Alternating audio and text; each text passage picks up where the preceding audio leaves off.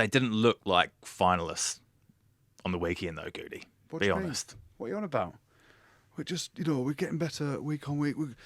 We dragged ourselves through the game, made some good decisions. No. It was, again, it was uninspiring, underwhelming. But you look at it and some of those guys probably haven't played for 2 or 3 weeks. And these aren't excuses, these are facts. Mentally, were they fully at the races knowing they've already qualified as group winners? So we were either playing Fiji or Australia, so they kind of knew. So there was no jeopardy on the game in terms of result, but there should have been jeopardy on performance. And it was, fair play to Samoa. Let's talk Samoa up because they've got progressively better throughout the tournament. We spoke about Tonga last week and how they've improved throughout the tournament by playing games at the top table. Hadn't played enough prior to that to build this cohesion. But Samoa were outstanding at times. Lima Sopoaga at 10. Best he's played in a long time. For all the negativity around how he's performed since he's come over to the Northern Hemisphere, and I stuck up for him a bit on the pod a few years ago when he was at Wasps, and he was obviously over in France now at Lyon. He was outstanding. And then some of the other players, Fritz Lee was just going around smashing balls. They were physical. Luatua, again, the old dog. I look at Luatua and I'm like, he looks about 90. But he probably is. He looks so old. Like, he is going and going and going. But just on Samoa, and I kind of sat on this, I was like, do I say this? Is this even a thing? I think not just Samoa, but we've seen with Tonga and Fiji, if they can get their emotional levels right, that they could play like that every week. You think about Samoa, they need to win that game to qualify for the next World Cup, to finish third. Won. Yeah. And we joke about it, and we've played with Samoans, Tongans and Fijians. They're out of contract, so therefore they turn up and they're the best player on the pitch. That's how Samoa played. Samoa played like desperate men. And if you look at the very highest level, when teams play like that, like Ireland did, like we've seen, like the top 4 teams in the world do all the time, that's the kind of performance you get. Samoa looked desperate. If they could do that all the time, my word, that's not a one-off performance, is it? They were. I thought they were phenomenal, and they looked desperate. And it's that emotional level that they need to try and connect with every time. Yeah. And also, a bit of it around Samoa is because it's not a global season yet. A lot of their players play over in the Northern Hemisphere. So it's hard for them to get together and train together and play regularly. Cohesion is not there, right? So it is difficult. So they've obviously got better throughout the World Cup by being there together and living in each other's pockets and all that stuff. But, they should have won that game by 10 or 15 points. They deserve to win. I think. Yeah, look, in the first half, Nigel Arwong's try that got disallowed, it was given, the conversion was taken. I thought TMOs were there to change things if it was clear and obvious. I didn't think it was clear and obvious, the knock-on. Yeah, it's starting to annoy me now. I didn't want to say anything about it. I weren't going to... Be negative, but be negative. Yeah, it's starting to annoy me now. It's not about the TMOs. And it's now, they're up on screen, the hair's all done, looking $1 million. Lads... Yeah. Referees are like, tell me when I'm back on screen. Yep, you're back on screen. Just leave it out. Just leave it out now. Like, I think we've seen too much of them the recent weeks. So, I thought they were very unlucky, Samoa. But this, probably needs to talk about England. Steve Borthwick's talking about Farrell and his leadership and all this stuff. The forward-Farrell axis doesn't work.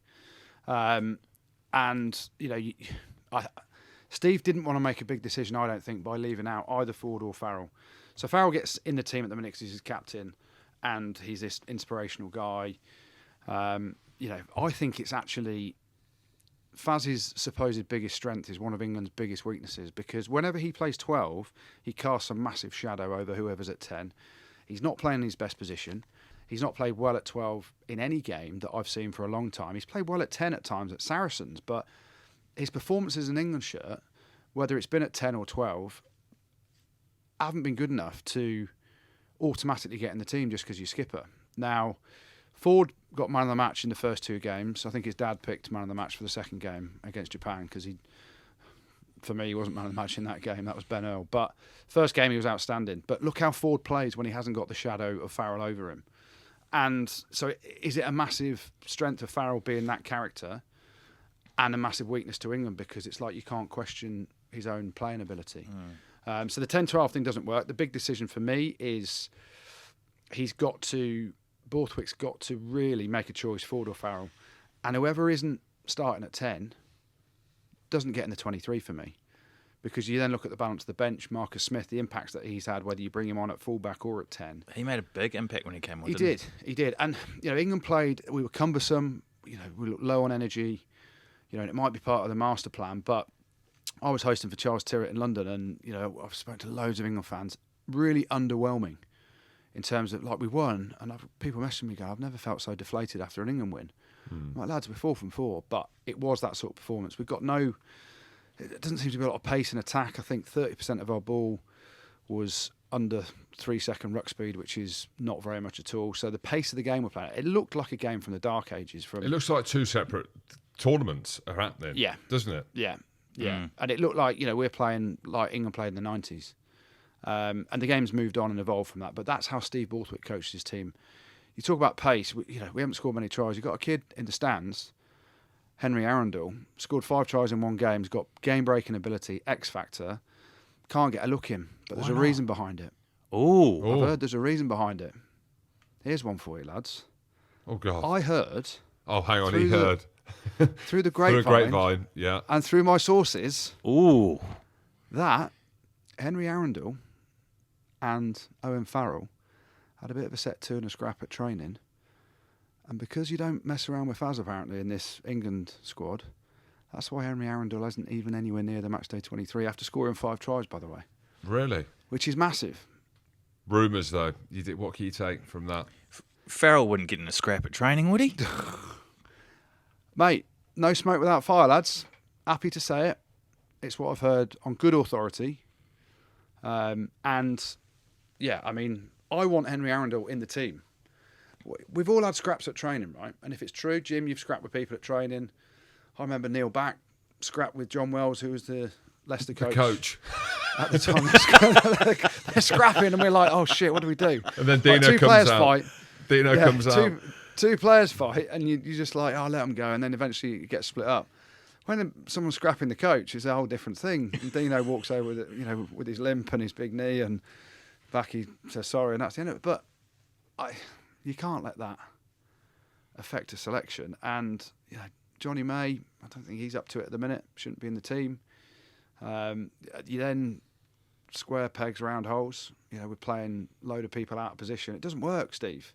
Stick Marchant in the centre. Stick Tuolangi in the centre. Stick Ford or Farrell at 10. Stick wingers on the wing. You can play Elliot Daly on one wing. You can play Henry Arundell on the other wing. Johnny May's not getting in for me at the minute. And then Freddie Stewart, because he's so dependable. I want to see more from Freddie Stewart. Great under the high ball, but Comfortable now. He's comfortable. Yeah, but it doesn't offer enough in attack. But maybe that's just because how the team is set up. And the way that Leicester played. And Yeah. the Borthwick as well. So the attack, it looks different, doesn't it? It looks different to how Quins play. Yeah.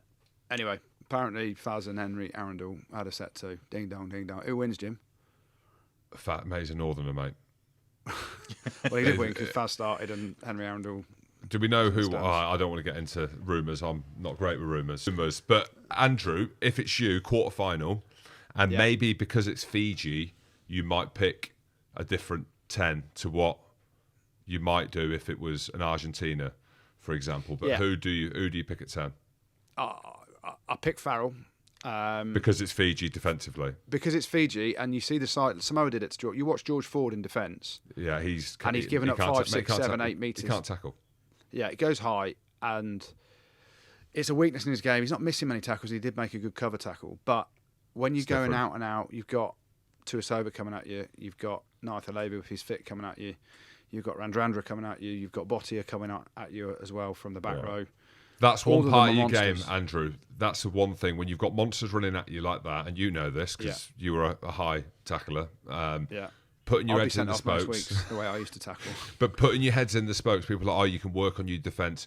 Defence and tackling are two different things. Yeah. So chop tackling, a monster coming at you, if you've not mastered it by now, you're probably not ever going to master it because it comes down to a mindset and being comfortable to put your heads where the spokes are. So Maybe Sam Underhill plays 10 because Kev Sinfield talked him up already. He's flown over. Test match animal. which is But true. yeah, he is. He is. Now, I'm going to say you should start Farrell at 10 purely because of that physicality that's coming your way. Needs to hurry up with his kicks, though. Yeah. Yeah, or another one that should have been signalled out as well. The conversion beforehand. Yeah, it got to 0, and then I think the ref then got a nudge. Bracey, my old boy, I was messaging Bracey before the game. So please don't send anyone off, Bracey. We need them all for the quarterfinals. Wow. He's a good lad, Bracey. But yeah, it's an error that will never happen again for Owen Farrell. First time it's ever happened, isn't it? The old shot Well, clock. there's been a few close ones that have been Yeah. marginal, like the one you mentioned, the conversion there, and the TMO brought himself. I thought we wanted to be on camera again and just say, "Can you just put me up on the big screen just while I get this in?" While I mention it. I think they want to do the after dinner speaking circuit, so that's why they're trying to get airtime. Do you think that the TMOs are doing it to get airtime? Do you think there Yes. is an element of that? Definitely. Which I don't mind from a commercial point of view. If we're sponsored by Asahi Dry Hobnobs or biscuits. Hobnobs Get the biscuit tins in. Specsavers, then I don't mind seeing them on camera as much. But I don't want to see the TMO on camera. I don't mind hearing the audio. I don't mind seeing a snapshot of it. But of course, it's like you, Andy Rowe, Maybe mate. they're doing like now, it's like the way that I look at. I it just during needed the to say squad- something to hang on. get on the screen. There you go. So the way I see about it, see about the TMO, Andy Rowe, it's like you now on social media that are commenting on rugby, like as in Yeah, this what are is you the doing, shot Andy Rowe? window. Pipe It's the fuck down. It's the visibility. You're thinking, right, this is the biggest shot window globally. How do I get on there? Press the button, press the tweet or the X or whatever you want to call it now. Andy Rowe, you're basically the Rugby Pod's version of the TMO. There he goes. Give me some airtime. Laughed I've got louder the Andy than Rowe you. show as well. He just laughed louder than you then, so the screen triggered straight onto him. And again. Exactly. Let's talk about your scrum half as well, Gertie. Yep. Where are you going with that? Danny Kerr. I mean, I was Agree. a massive fan of Alex Mitchell, but the way Alex Mitchell plays doesn't suit the way England play.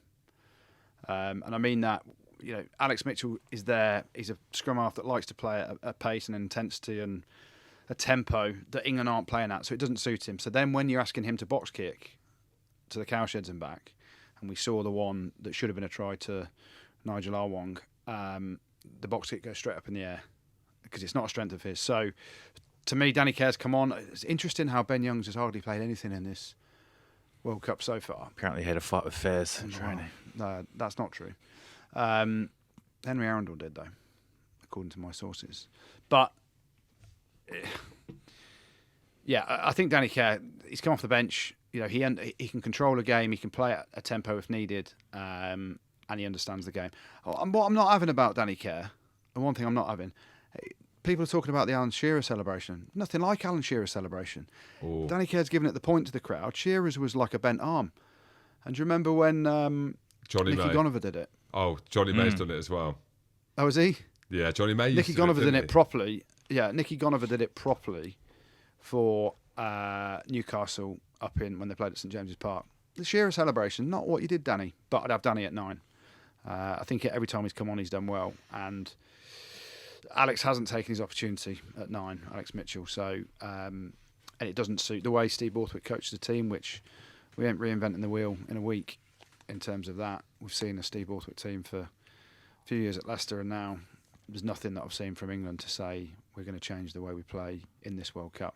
Big question will come afterwards around Steve Borthwick, the progression of English rugby and how you change it on a 4-year cycle, because he's got a 4-year contract after this World Cup. We need to see a huge change in that, but that's a conversation for another time. We ain't changing anything this weekend, so if you're playing a box kicking game and you need a scrum half to still be a threat, then Danny Kerr's your man. Pod. Rugby Pod.